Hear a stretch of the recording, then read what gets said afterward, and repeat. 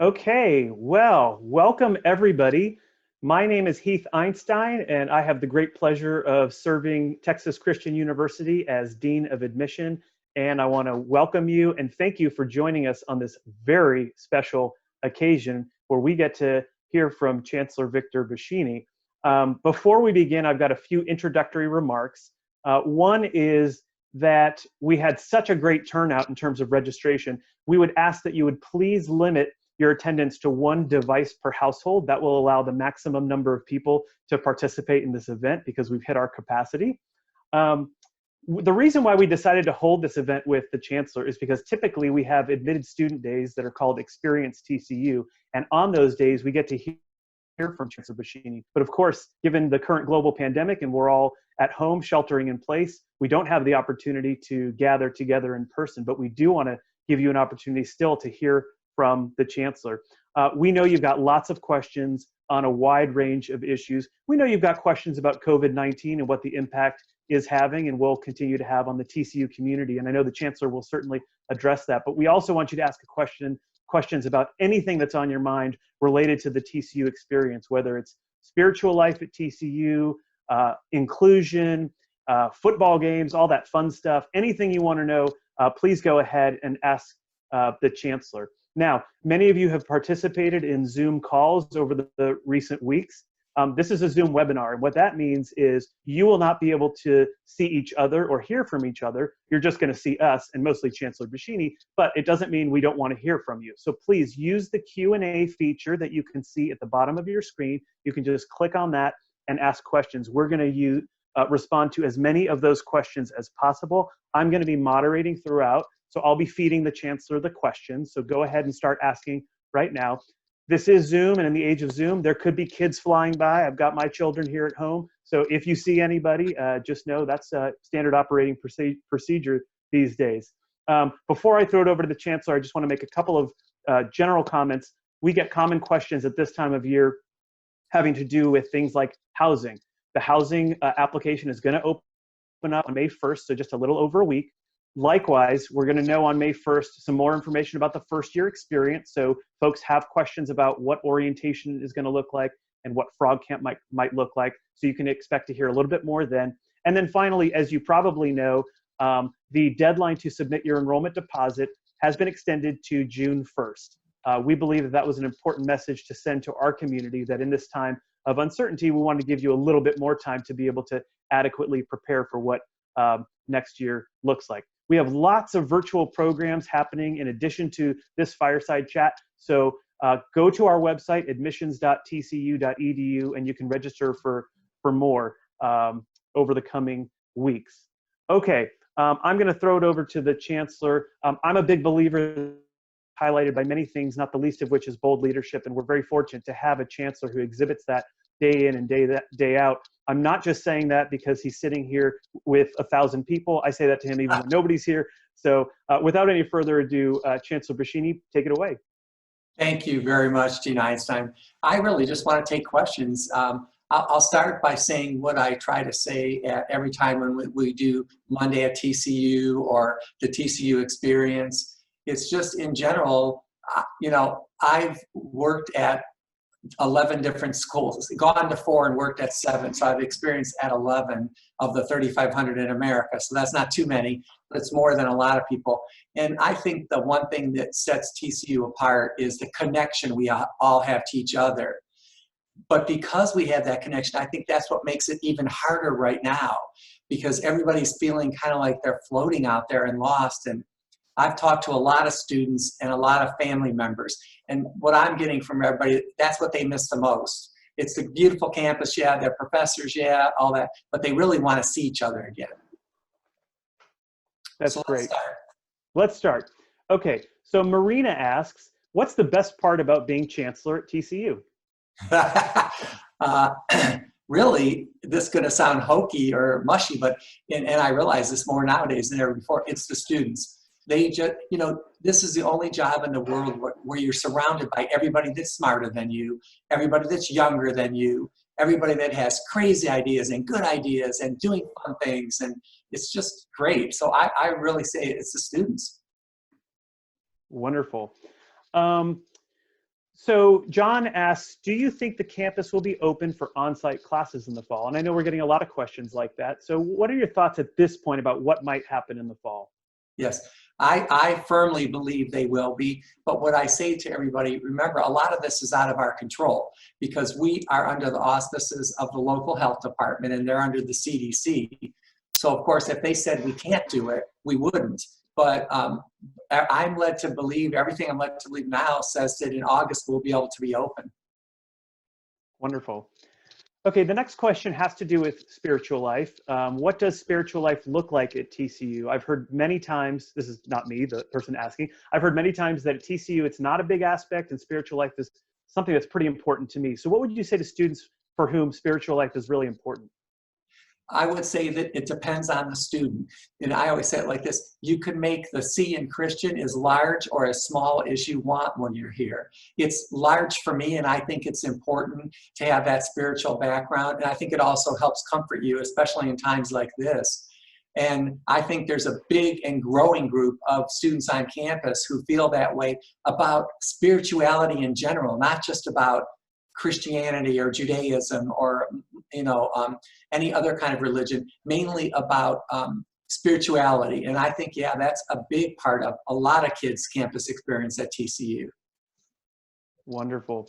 So Claire wants to ask, could you talk about travel abroad programs and studying abroad? What experiences have you heard about students having, and what's your perspective as Chancellor about studying abroad? Well, first of all, when we're all allowed to do that again, I think every student should try to study abroad. I think it's one of the best experiences you can ever have because not only does it teach you a lot about the culture you're in, but it teaches you a lot about yourself that you would never learn when in your home culture. So I'm all for study abroad. I have 4 kids. They all went to TCU. The last one graduated last year. They all did study abroad and they all had amazing experiences. And we would go visit them when they were doing it. And I could even see the growth in them while they were doing it. So I'm all in favor of study abroad. I'm a little worried next year, and I don't know, Dean Einstein, if you would agree with this, a little worried what's going to happen in that because people, I think, are really cautious about traveling abroad in the future. But I hope that'll go back to normal again. I agree with that completely. John asks that he says, our son was accepted at a UC school in our home state of California. And of course, you know how many students we have from the state of California. What would you say to I'm sorry, it's Matt, not John. Matt's asking this. What would you say to Matt about what stands out about TCU if they're considering maybe a college in California or really anywhere else for that matter? Yeah. Well, I'd say the first thing, I think there's a lot to be gained by getting out of your comfort zone and going away to college. But I also think some students could have a great experience going to school if they live in Fort Worth and they go to school in Fort Worth. It depends on the kid. I think the great thing about TCU is the size of it. And so I think the other school you're talking about is a very big school and you can have a great experience there too. But the thing about TCU is it's hard to fall through the cracks here. And I think that's really important for students at this age. Dahlia asks, what would you be implementing in terms of social distancing in August if campus does come back open? Well, again, we're not certain about what we would do, but we've had lots of plans. Like one thought we had is in class, a lot of our classes are between 20 and 25 students, is if that's a Tuesday, Thursday class, we could split it in half to make kids have more space. And then on Tuesday, half the group would go to class and the other class would watch it. On Thursday, they would flip and half would go in there with the professor and the other half would watch it. But again, that's just one of like 20 ideas we've had. I know.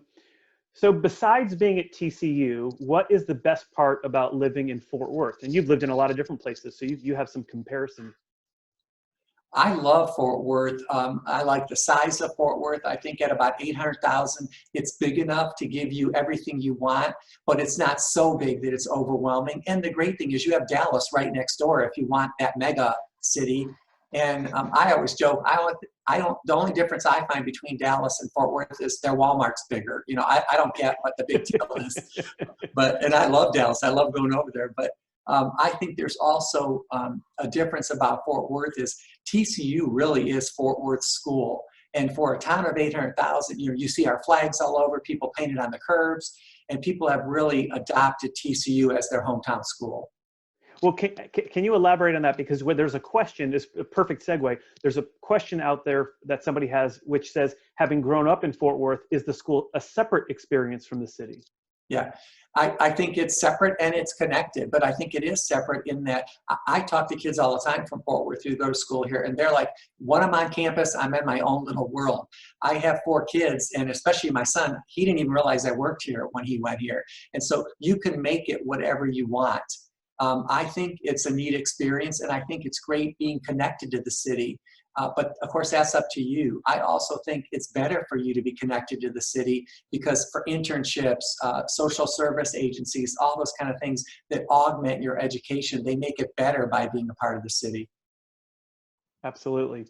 Can you talk about financial aid and maybe what measures we've taken to assist families who are going through some financial instability at the moment? You know, we're really cognizant of that. And I realize, and so does Dean Einstein, what a big sacrifice it is to send any kid to TCU. And so, yeah, we're being very mindful of that. And we're trying to help any student that we can help if they ask for help. A lot of it depends on the FAFSA. And so you need to make sure you file that.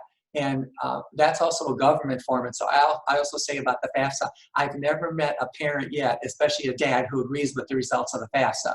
But you have to vote for New Lincoln or Washington or somebody because it has nothing to do with TCU. As long as we're in America, we're going to follow the FAFSA. So I would say fill out the FAFSA, and we'll be glad to try to help you if we can. Great. Natalie wants to know about the core curriculum. She posed the question, why is it so large? I guess I would ask more generally that maybe you could respond to the idea of what's the academic philosophy at TCU? Yeah, well, we love our core curriculum, but of course it's ours, so we think it's great. But what we like about it is what it says to you is every student who graduates from TCU ought to have a base of certain knowledge skills. You ought to know how to read. You ought to know how to write. You ought to know how to present your ideas. And you ought to know something about different civilizations and also about different religions. And that's all part of our core curriculum. But within the core curriculum, there are tons of options. And that's why it might seem so big to you. For instance, like you have to take 2 religion credits or whatever. There's 12 different courses you can take in that. Right. Okay, so we've gotten several questions from students who are interested in knowing about Frog Camp. And of course, Frog Camp is such a wonderful way to connect even before you get to campus in the fall semester. As of right now, do you have an update for what the Frog Camp plans look like? Yeah. Frog Camp is one of our signature programs, and it's just breaking our heart that we probably can't do it in May and June like we had planned to do it. And so what we're thinking about now is doing some kind of a abbreviated Frog Camp in fall when everybody comes back. And so that's, again, one of those ideas we're ruminating around right now and trying to make the final decisions on. Excellent. Similarly, several people have asked questions about Greek life. And so I'll throw it to you in 2 parts. One, what is the current plan for what Greek life might look like in terms of the recruitment process? But then maybe if you could answer generally speaking about Greek life at TCU from your perspective. Sure. I think Greek life is great if you want to be in it. I was in it and I really enjoyed it, but 49% of our kids are in it, 51% are not. So half the students don't even care about it. And that's really how it should be. And the half that are in it, they love it. So I would say if you're at all interested, go through Rush, because at the very least, you'll meet a lot of other students. What will recruitment be like in the fall? The other answer on that is it won't be like it used to be. And so we're working out the details of that right now. Will we hold it in October? Will we hold it in January? We don't know. But I'm fairly certain it won't happen right away in the fall like normal, because even if we all come back, which I think we will, I don't think people are going to be comfortable in these big groups of 80 people in a living room all smashed against each other sweating. That's just not going to work anymore. So this is a great question, and it was submitted anonymously, but I just want to acknowledge that I think it's a question that probably everyone wants to know. And that is, what would you say to ease my fears of sending my freshman son to TCU during these unknown times? Okay, I would say lots of things to you. First, I would say there's a reason why people send kids away to college, and I think that's important, and I really mean that. I have 4 kids of my own, and I think it's good for them to be on the campus and do that. Second, we really take this seriously, and it's in our best interest to make sure everybody here is safe and healthy.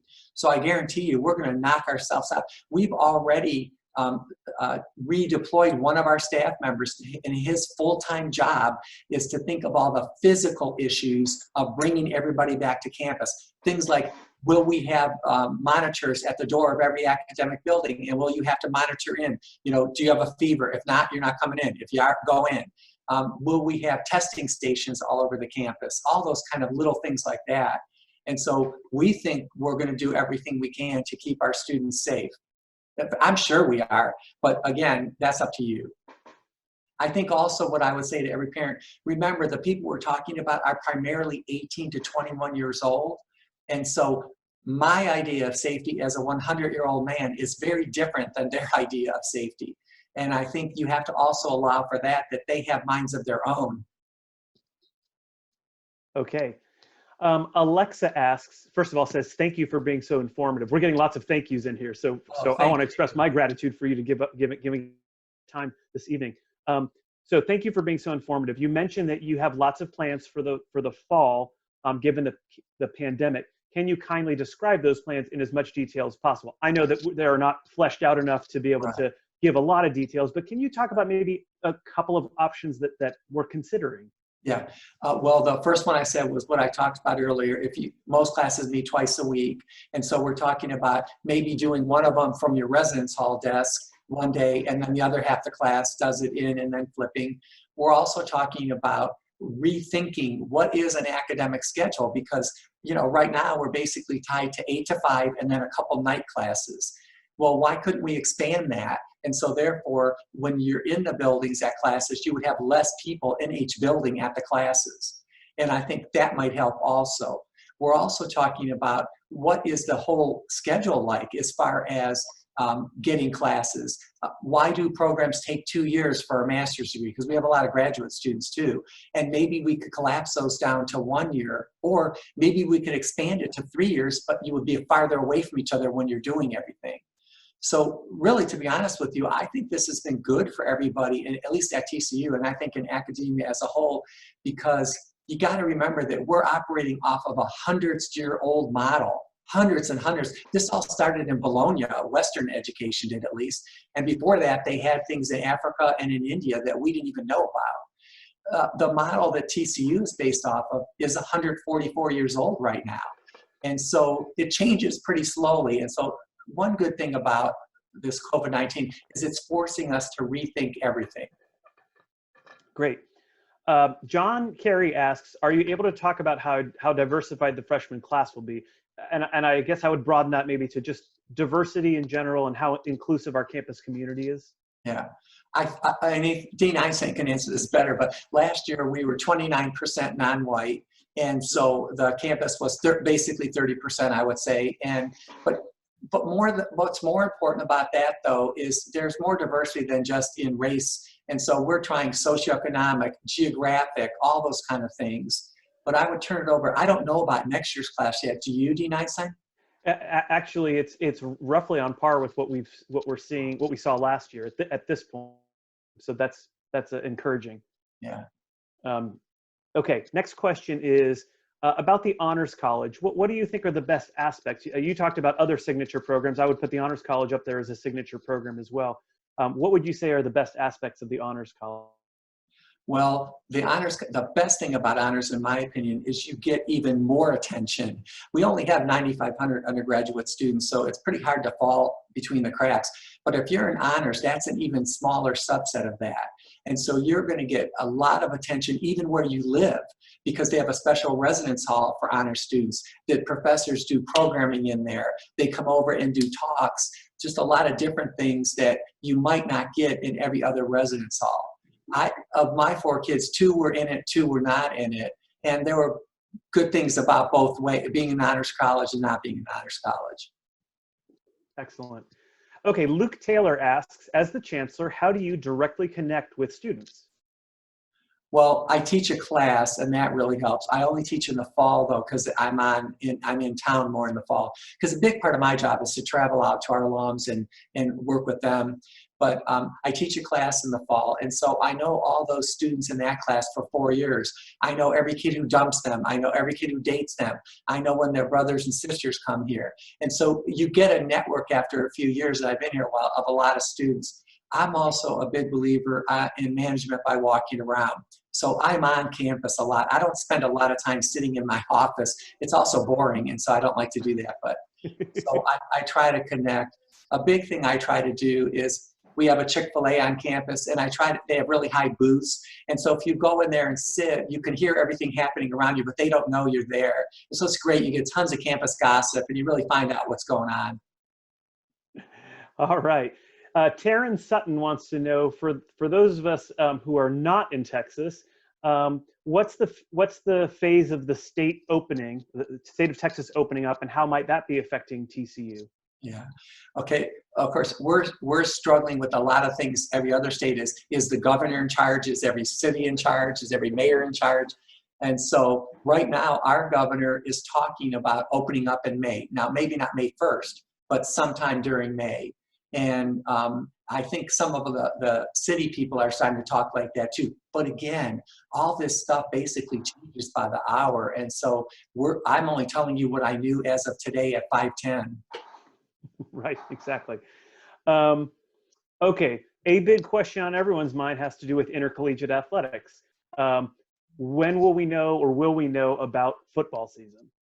We've been told by the athletic conferences that we need to know around July 15th what we're going to do. And the reasoning is you can't, even if you can start football on August 1st, you can't start it unless you condition the students. It's not fair to them. It's not even safe to them. And so I think sometime in July, we'll know exactly what we're doing.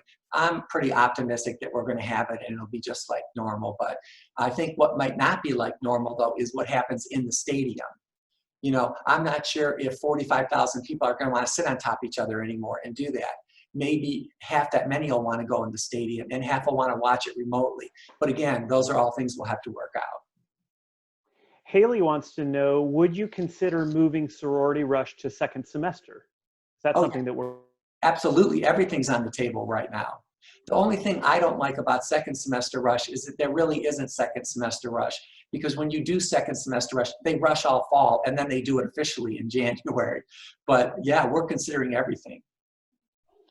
Okay, what is your opinion on student government and their involvement on campus? TCU was started by this group called the Disciples of Christ. And if any of you are in that religion, they're a very, a religion, and I'm not in it, but so I'm speaking as an outsider. I'm a Catholic, but I think they're very good, very big on governance and very big on individual say. And if I had to have a motto for it, for their religion, I would say the motto is there's room at the table for everybody. So why do I tell you this boring story? Because 145 years later, I think that's still the ethos of TCU. And so our student government's pretty involved here. They jump in, they get involved, they make changes. And I always tell students here, if they complain about something, fix it. That's what the great thing about only having 9,500 students, that's the great thing about it. Go in there, get involved, and make a change. And the great thing about TCU is you could actually have a good idea as a student and see it happen in your lifetime as a student.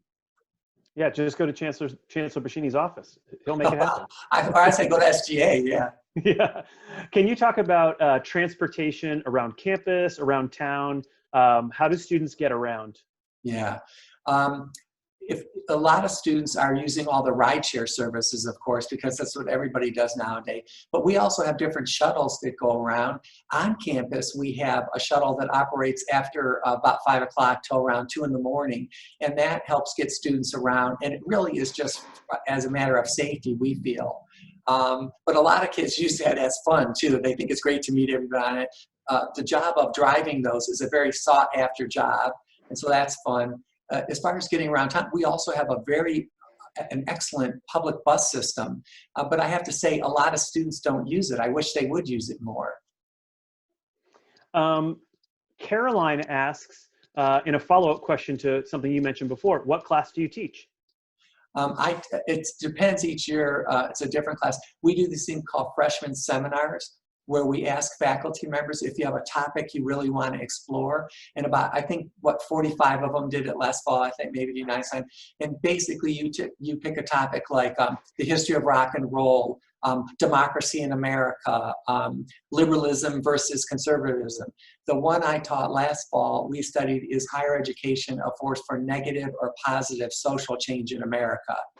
And that's actually the same course I'm going to teach this fall. I wasn't going to, but because of everything happening this year, I don't really have the time I need to focus on changing my entire curriculum. So I'm going to teach a very similar course next fall. I'm curious, what did you all determine? What did the students think? Is it positive or negative? I always laugh at that. I determined it was positive, but it's varying degrees if you talk to them, but most come out as positive. Good, good. So we're getting such interesting questions. This is really good. Have you had any time while sheltering in place to read anything interesting? Yeah, in general, I'm a big reader in general, so I haven't read anything more than I used to read, but I'm still reading a lot. I just went back and reread this past week I forget the exact name of it, The Real Life of Wes Moore. What was that called, Beverly? I said we had him on campus. Oh gosh, yeah. I love that book, yeah. And I reread it. I also recently reread A Separate Peace, because I had a talk. The alumni are doing a virtual book club, and they let me pick the first book. So of course I picked A Separate Peace. So I read it in preparation for that, and I love that book. Even though it's a high school book, I love that book. Yes, I remember I reread that in grad school, and it impacted me in a different way than it did when I was in high school. Yeah. Okay, so Robert says, I talked to a few current students at TCU, and their biggest complaint is about the food. What are you doing to improve the quality of food on campus? Yes. I would say to start, there's about 40 years of research, very valid research on students and what they like and dislike. And the two things for 40 years they have complained about consistently are academic advising and the food. And I think a big part of that is because everything gets old after you're here for a while. I love all the food on campus. And I always say it like this: I'm absolutely sure that I eat on campus more than anybody else except for the students. Because of what I do, I'm here a lot. But I'm not a picky eater. But I do talk to a lot of students, and some of them are my own real kids who are picky eaters, and they don't like they like the food. I would say it like this: they like the food, but they want more options. And so we're always working on trying to do that. We have a thing called the King Family Commons, which we opened about maybe 3 or 4 years ago. And that has 5 different restaurants in it. You know, a Mexican one, an Italian one, a hamburger joint. And kids have really responded well to that. They like that you can go in there and it feels more like if you go somewhere at home. You mentioned earlier sort of our network, our alumni network, and can you talk about that and the strength of being a TCU alum and what that would mean and the connections that you build through the alumni association? Sure. We have 92,000 living alums, which isn't a lot compared to a lot of big state schools. But the great thing about that number is before this, I was president of a big state school, and it was a very different connection you have with your graduates. Here, the people who graduate from TCU, they're pretty much purple for their whole lives. And so I think that makes a difference. They want to help you if you want an internship. They want to help you if you want a job. And we have a growing group of alumni in lots of areas, like in Los Angeles and like in Arizona, in Phoenix, because we have so many more kids coming from there now. And so we've always had Chicago, St. Louis, Kansas City, New York City. And so we've got alums all over now that are willing to help you if you want help. And so all you have to really do is reach out to the Career Services Office, and I guarantee you they'll get you hooked up with somebody my age who would love to help a young student. Okay, Chancellor, can you still hear me? Yes. Okay, because I think I can't hear you right now. Oh, sorry. But I don't know if others are having that issue. It says but I'll ask. Oh, there we go. Good. Okay, yeah. Okay. Let's see. I'm going to ask another question is, what about transfer students, and how easy is it for transfer We've really worked on that in the last 5 years. We never even used to do orientation for transfer students because we assumed since they've already been somewhere and they're a little older, they wouldn't want it. But what we found is they actually do want it. And in fact, they crave it. And so we even have special frog camps for transfers. Well, we used to for transfer students. We probably won't this year. And we definitely do orientation for them. We even have a special 2 staff members, I believe, in his office and 1 in the student life office that focus totally on the needs of transfer students because their needs are different. And a lot of times they're older too, and so they have different needs. Great. What would you say sets our residence halls apart from those at other institutions? Oh, wow. Well, first of all, I say physically they're newer and nicer, even the old ones, because they've all been redone, than any place I'm ever aware of. And I visit a lot of campuses. But more than the physical aspects of them, I think the best aspect is instead of having a few big residence halls, we have tons of little residence halls. Like we have 150, 300, and 300 is actually, I think, our biggest one. And what I think is good about that is you can't be anonymous in our residence halls. And so it's not kids in it. And so the sense of community we have in each of our residence halls is really what sets them apart. The students in the halls also feel like there are different communities in each one. Like the Clark Hall community stands for this, and the Milton Daniel stands for this. And then the other difference is we still have single-sex residence halls, and a lot of schools threw those away years ago. But we still have a demand for an all-women's residence hall, and so we have one, and it fills up every year. Benjamin asks, what are you watching on Netflix right now? Oh, okay, this is cool. I just finished watching Broadchurch. Has anyone watched that? I can't see you, sorry. Put it out there. Dodger has, if you're watching Broadchurch. It's really cool. I like British things, and it's a British murder mystery. And it's funny, my wife and I finished it last night around 2 o'clock in the morning because we binge watched the last season of it. Now I want to watch, there's this comedian named Amy Sedaris. I don't know if you guys know her. I love her. And she has a show called Amy Sedaris at Home. And so I want to watch that. I think that's going to be great, too. I'm a big fan. Okay, how popular are the musicals among the students? And maybe just generally sort of the fine arts at TCU. All right. Okay, theater at TCU is incredible.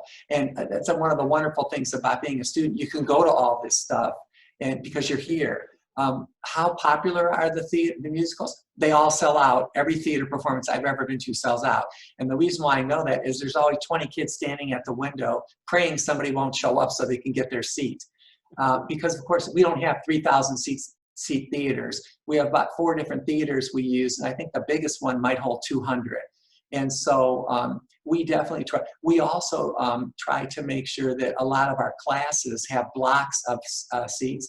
I also work with a program called Chancellor Scholars, and we buy blocks, even though they're free, but we buy blocks of tickets at like West Side Story or whatever the theater production is that semester, because it's a way for us to bond with each other, and it's also a way for me to expose them to all the great theater at TCU. Great.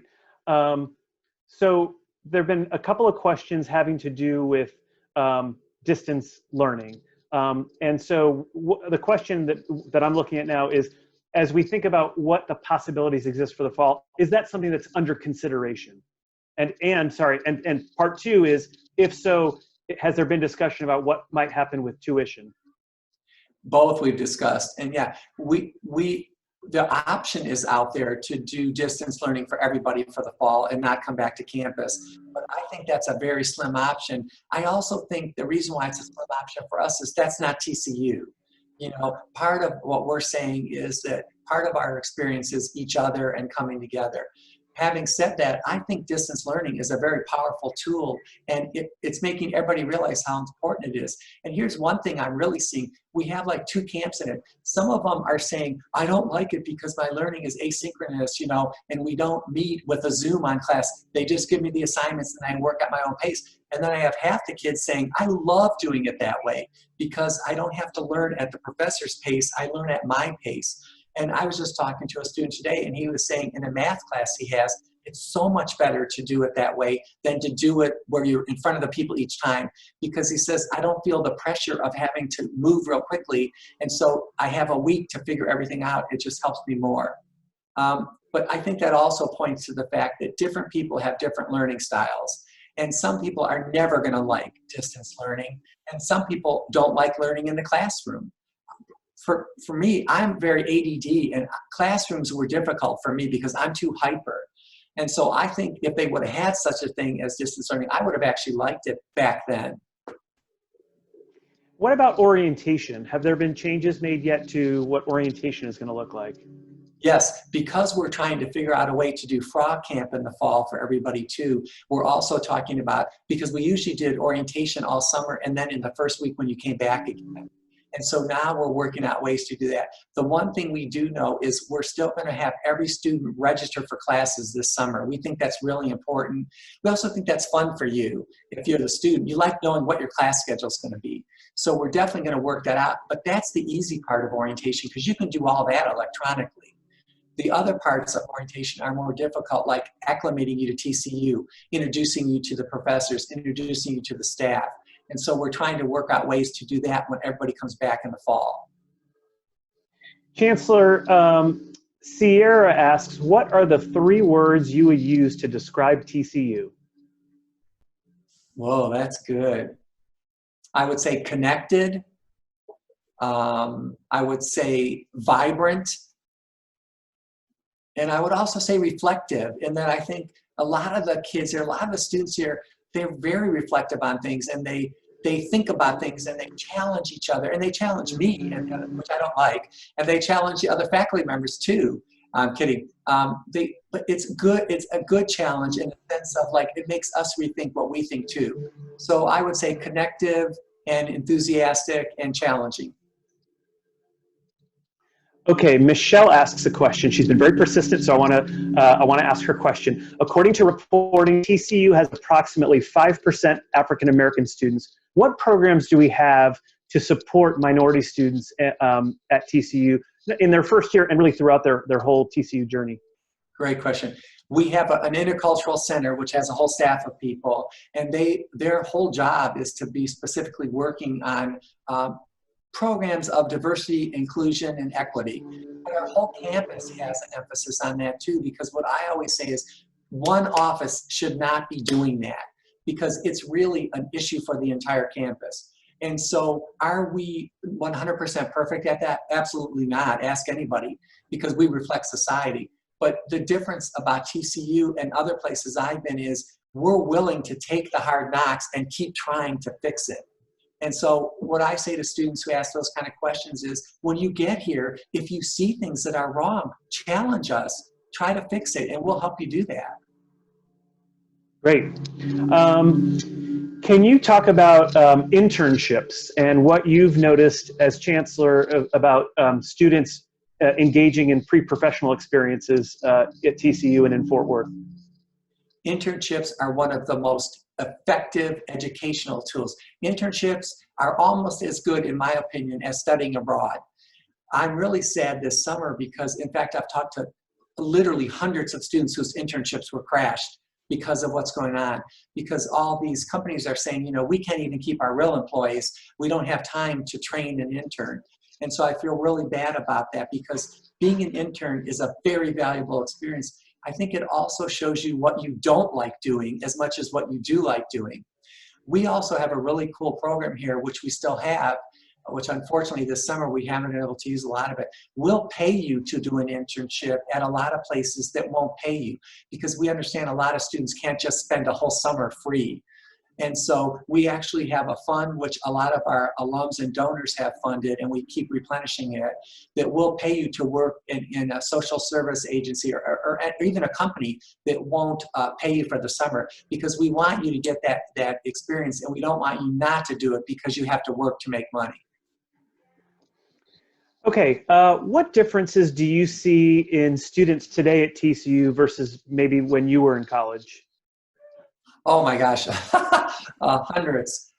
Okay, when I went to school, we had stone tablets and stuff like that. So it was way different. They were just inventing the TV. I remember that. It was really cool when it first came out. But yeah, I think the main difference is that students question more nowadays, because I think people in general in society question more. And I think that's on the one hand very good, and that on the other hand, it's very difficult to work in that environment if you're the dean or me, because you're constantly having to go slower because you're trying to answer everything. But I still think that's better than when I was in school. Of course, maybe it's because me too, because I wasn't that bright or something, but I never questioned anything. None of my friends ever did. I just did what I was told and accepted everything, even if I didn't like it. And what that meant is I didn't learn as much as I would have learned if I was more challenging about things, and if I had professors that would have allowed me to challenge them. Chancellor, what would be the most important advice you could give for an incoming first-year student? Okay, I would say to you, it really doesn't matter where you go to college. It matters what you do when you go to that college. You are the biggest determinant on whether you will have a good college experience or not, both academically and co-curricularly. So I would say when you come to TCU or wherever you go, and I do hope you'll come to TCU because it is better than the other schools, but if you'll come to TCU, jump right in, get involved, raise your hand, speak up. Talk to some kid who's totally different than you. When you go to lunch, sit with somebody you've never seen before. You know, get out of your comfort zone, and that's how you'll learn more than if you don't want to be the same person you are in high school the rest of your life, no matter how great you are. I guarantee you that's not good for you. And so I would say try to get out of your shell a little bit, and don't always be in your comfort zone. That's sometimes how you learn the most. Okay, you mentioned earlier that one of the words you would use to describe TCU is connection or connectedness. How connected are faculty and students on campus? Well, I think very connected, and we do studies on that every year, and we always score high in there. We also have a whole office on connection with 2 full-time staff members, and their whole job is to make programming all year round that connects students, faculty, staff, and now we've even added alums. And what kind of programs? Well, they did a really cool thing last year. I call it speed dating, but it was more like speed meeting because we weren't having people date each other. But we had 100 faculty and staff sign up and 100 students. And we put them all, we gave them dinner, and then we put them together for 90 minutes. And you had like a couple minutes with each person. But people loved it. A lot of the students said it was great because I met professors in areas I never would have met, because I'm a pre-med kid, so I only know the chemistry and the biology professors. But I met a professor who teaches Latin, and she was really neat, and I'm going to spend more time with her in the future. And so I think it's very connected, but again, that's up to you. You have to come here and you have to make a conscious effort to connect. Chancellor, again, some gratitude. Thanks for being so thorough with your answers. They're much appreciated. ... Could you touch on how TCU handles mental health and what resources are available to students? I'm so glad you asked that question. Again, this is my personal opinion, but that's what you're asking me. I think bigger than any of these issues we've talked about tonight, the biggest issue on college campuses for all students are mental health issues. Anxiety, depression. A lot of the students have very much these feelings of inadequacy. And I have kids of my own, and I blame that on me, not me personally, not all of you, but I'm only responsible for rooting my own kids, but it's all of us my age. We did something to our kids, and I don't know what it is, but they're not as resilient as they need to be. And so we've really worked on our campus at trying to build resiliency in our students. How do we do that? 20 different ways. But one way is through a multitude of programming through both our health center and our counseling center. Also, any student who goes to our health center has to take a screening for mental and emotional health too. It's just like a small little screening test you have to take. But we do that purposely because we also find that a lot of students who have physical issues really are stemming from emotional and mental issues. Then in our counseling center, we have counselors, we have psychologists, and we have psychiatrists. And we also have nurse practitioners. And so we have a whole cadre of people who are willing to help you. We also find that students respond very well to group programming for mental health. And so we have a multitude of mental health, from eating disorders to alcohol issues, of groups you can go to that you're anonymous in the group. And of course, you know the other students in the group, but it's not like it's in the middle of the campus commons and we're saying, okay, everybody with an eating disorder, let's come out here. And so it's a way for you to work through some of your issues. But the best thing about it is it makes you realize as the student that I'm not in this alone. You know, like, I always feel like I'm the old, okay, personally, everybody, I mean, I'll be honest, I suffer from anxiety issues and I have bad anxiety sometimes. And so it helps just to know that other people are dealing with this and they have the same thing. It just makes you feel a little more comfortable knowing that somebody else knows exactly what you're going through. Thank you. That's a really helpful answer. Okay, so if a student is local and they just want to come and walk around right now, of course, we don't have gates that separate campus from the rest of the city. I mean, could a student walk around or do we discourage that? Oh no, our campus is a 256 acre park. I always say, I'm sorry, 265 acre park. I mix it up. And I say, enjoy it. The bad thing is now you can't go in the buildings because for safety, they're all locked because like in the building I work in, we only have 9 people that are allowed to work in there. And so we want to make sure that we've actually had literally thousands of extra people on campus these last few weeks because it is a park. It's a great place to walk your dog, to take your kids, to run around. And so, yeah, come and explore our campus. It's just not as nice when you can't go inside. We also had to turn off Frog Fountain, which is actually behind me in this picture somewhere, because Frog Fountain takes two of our staff members. They're 30% of their job is running that fountain because it has so many intricate details of it. But we now need them to do more important things on campus. So we've taken all the water out of it and drained it, which I hate. Well, speaking of campus, there was a question to you about what your favorite spot on campus is. Oh gosh, my favorite spot is what is behind me right now. It's called the Campus Commons. And it's just kind of there's only like 20 people in there right now. And they're all fake. No, they're not fake, they're real people, but they were there when they took this picture. But yeah, it's the Campus Commons because it's a place where everybody comes together. People throw Frisbees, they run with their dog, they have races, they throw balls back and forth to each other. They have batting practice, which they shouldn't do because that's a little dangerous. Some even try to do golf balls, which I yell at them when they do that because that's really dangerous. But it's just a place for everybody to kind of congregate. So I love the Campus Commons. I also like a lot of the park, what I call pocket park areas on our campus. There's a really cool one between Reed Hall and Scarborough Hall. There are these little parks, and we try to have benches wherever we have around campus because we want to encourage people to kind of sit and take a break. I love Frog Fountain. I love the Amon G. Carter Stadium. I think there's nothing like a football game. I love Schollmeyer, which is our basketball arena. I think that's fun. I love Reese Jones. I better stop because I like everything, you know, so I'm not very discriminatory. So I like a lot of spaces. Well, Laura asks, you talked a little earlier about the spiritual aspects of TCU, and you talked about how the C can be sort of as big or as small as the student wants to make it. For students for whom spirituality is important, can you talk a little bit more about services that are available to them or programs that we have? Absolutely. We have an Office of Religious and Spiritual Life, and they have about 12 staff members in it, but they're not all TCU staff members because we have 8 people who represent different religions. We have 7 Christian groups and 1 Jewish group, and they all have a full-time person that works in there. If I'm in the Baptist student ministry, I can go in there and work with a Baptist minister and a staff from the Baptist ministry, and that's actually one of the bigger ones on campus. There's a Catholic center. There is the Hillel group. You know, I'm just trying to think of the different ones. And so all you have to do is speak up or walk in and say, you know, I'm Methodist and I want to be a part of the Wesley Foundation. We also have several groups who have actual buildings adjacent or on our campus. The Wesley group is one of those that will work with you. It's kind of like a hangout, like a fraternity house just for their students. And it's not that other students can't go in it, but it's focused on programming for the Methodist kids or whatever one it is.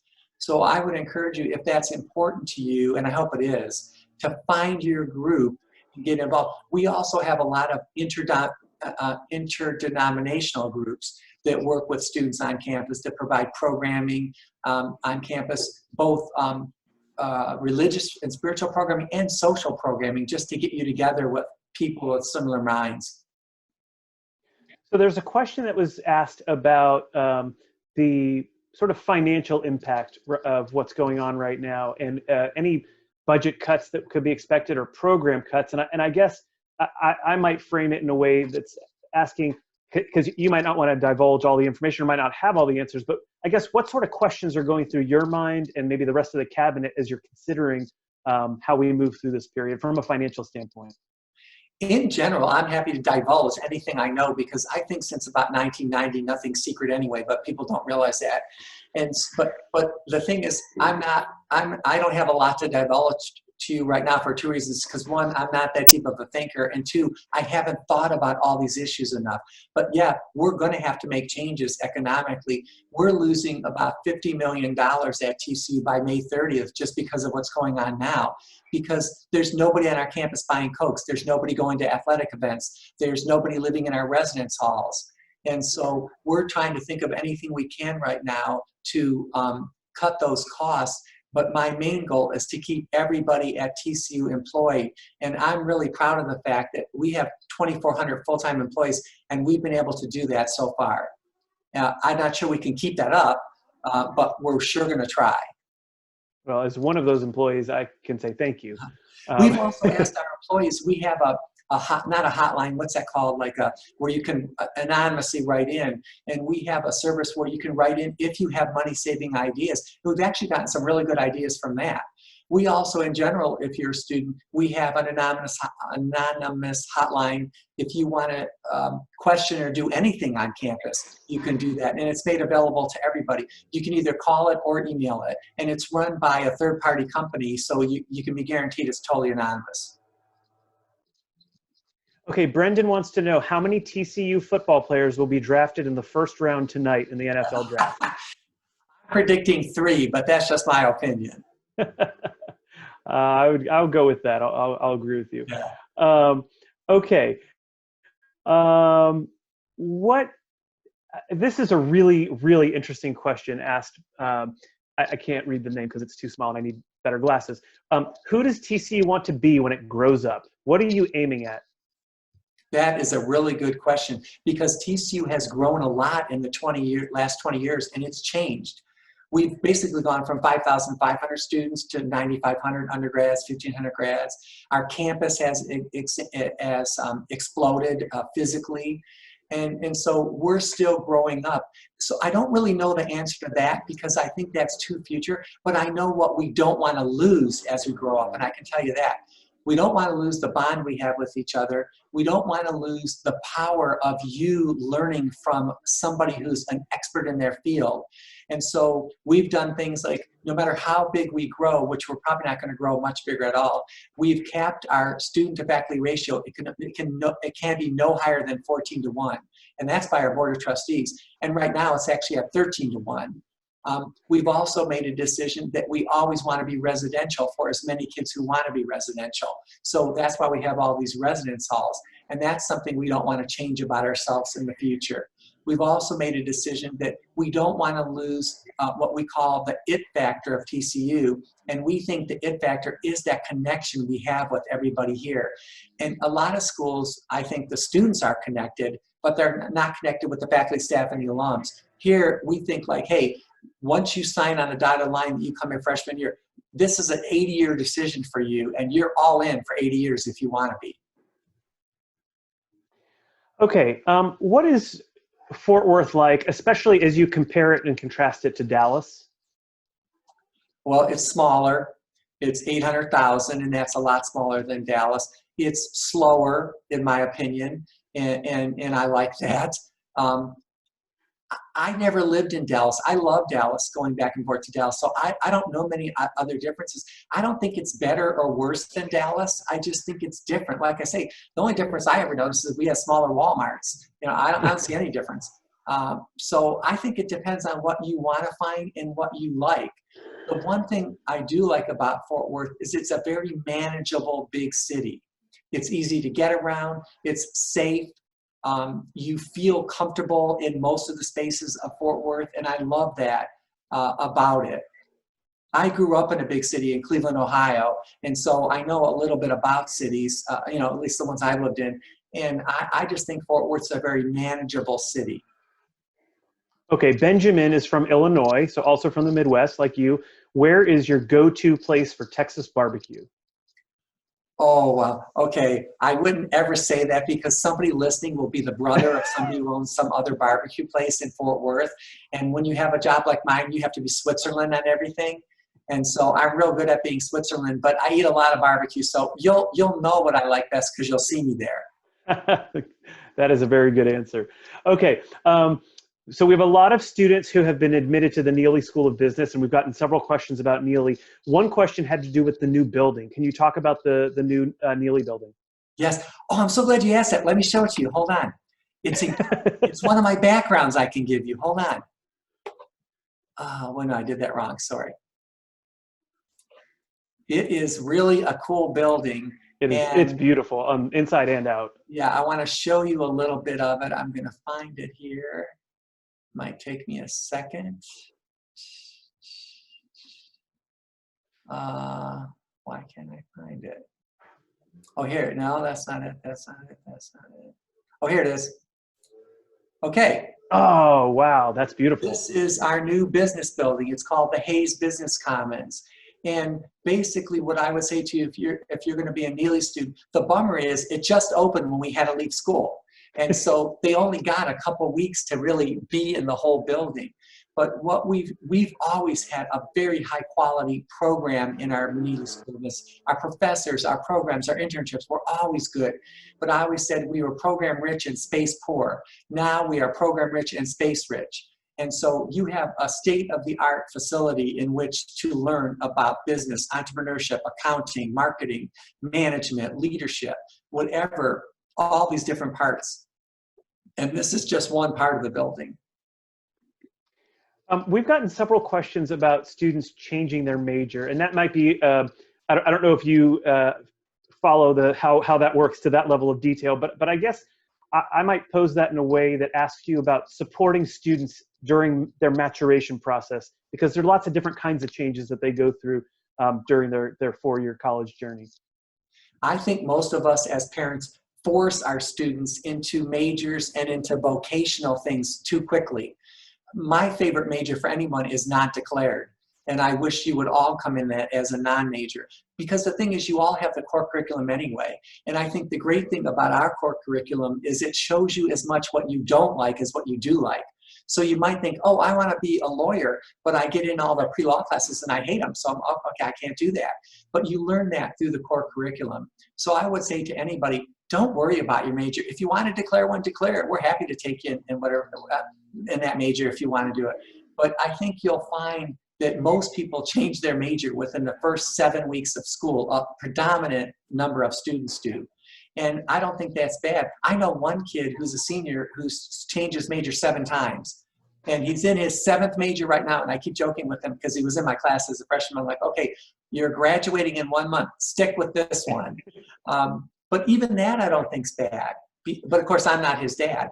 I don't think it's bad because I think people, you know, you're going to grow and change. In your lifetime, if you're a person who's 18-year-old watching this, you're going to have to reinvent yourself probably 6 times over the course of your career. I never had to reinvent myself. I'm still the same boring person I was in 1984. But you're not going to have that luxury. Okay, Chancellor, we have just about a minute left. So this is going to be the last question. And I'm going to throw it to you, and then you get to answer it and sign off. So the last thing I want to say to everyone before we do that is there were about 70 questions that we couldn't get to, which is amazing. You guys asked great questions. Please feel free to send those over to the Office of Admission. You can email us at frogmail@tcu.edu, and we will answer every question that we possibly can for you. So the last question is, what's your favorite TCU tradition? Oh, that's easy. It's the tree lighting ceremony we do. Commencement would be second, but we do a tree lighting ceremony in November after everybody gets back from Christmas break. Oh, no, that's Thanksgiving break. When you come back from that, we get a huge 40-foot tree and put it up in the middle of that campus commons, that last picture I showed you. And we light it, and we have a big concert on the mall that night. And last year we had 14,000 people come to it.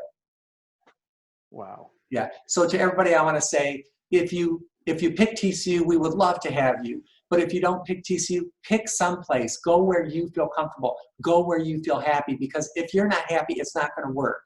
I think you'd be happy here, but you have to feel that. And go Wonderful. Frogs. Go Frogs. Have a great night, everybody.